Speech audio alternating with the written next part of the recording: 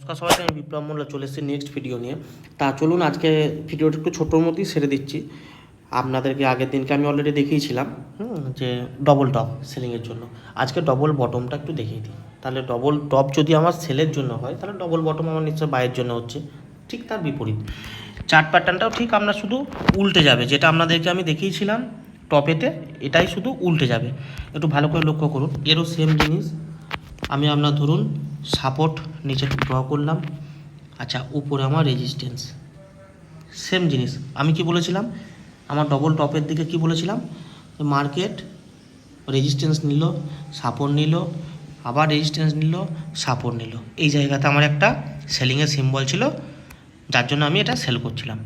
ঠিক তার উল্টোটা আমার ডবল বটমের ক্ষেত্রে হবে, রেজিস্ট্যান্সের ওপর থেকে মার্কেট নিচে দিয়ে একটা ডাউন ট্রেন্ড নিল, সাপোর্টে ধাক্কা খেলো, সাপোর্ট থেকে আবার উপরে উঠলো, রেজিস্ট্যান্সে ধাক্কা খেলো, রেজিস্ট্যান্স থেকে আবার নিচে নামলো,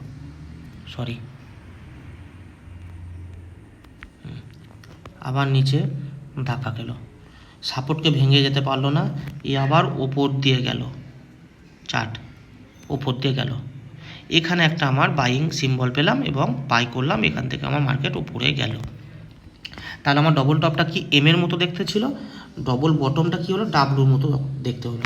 এখানে সাপোর্টে এই একটা ধাক্কা খেয়েছে, এই একটা ধাক্কা খেয়েছে, এইগুলোর একটা নাম আছে।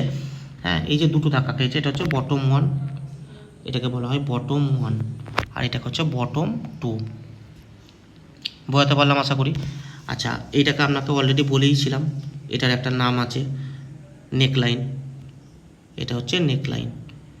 তো বোঝাতে পারলাম সেম জিনিসটাই হবে, শুধু আপনারা একটু মাথায় নিয়ে নেবেন যে আমার ডবল টপ এম এর মতো হচ্ছে, মানে এটা ডাব্লুর মতো। সেম জিনিস এখানে আমার বাই করব যখন, আমার ডাব্লুর মতো, ডাব্লুর ওপরে এখানে আমার রেজিস্ট্যান্সটা আছে, এখানে আমার একটা সিম্বল পেলাম, মানে এরপর আমার মার্কেটটা উপরে যাবে। আশা করি বোঝাতে পারলাম। এর বাইরে কিচ্ছু নেই।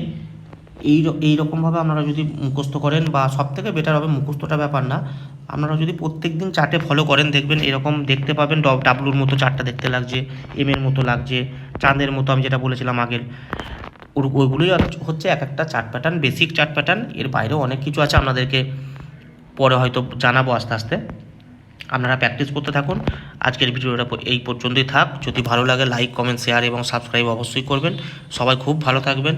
Tata, good night, bye bye. চলে আসছি আবার নেক্সট ভিডিওতে।